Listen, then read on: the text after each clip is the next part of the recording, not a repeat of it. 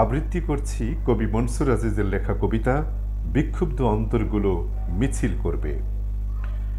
বিক্ষুব্ধ অন্তরগুলো আজ মিছিল করবে, হৃদয়গুলো হয়ে যাবে চকচকে কালো রাজপথ। 52 বর্ণমালা প্রতিবাদী হবে মুষ্টিবদ্ধ হাতে। আত্মত্যাগী যুবকের স্লোগানে মুখরিত হবে নির্বাক শহর। প্রতিবাদী কবিতার পোস্টারে ছেয়ে যাবে নগরীর বিধবা দেয়াল।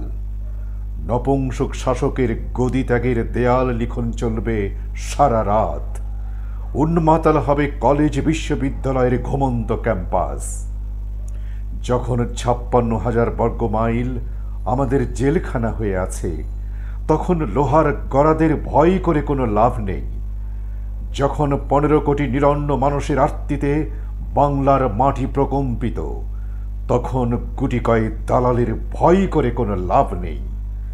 মিছিল পূর্ব বিক্ষুব্ধ আত্মার সমাবেশে কুচক্রী দালালের পতনের ইশতেহার শোনাবো আজ।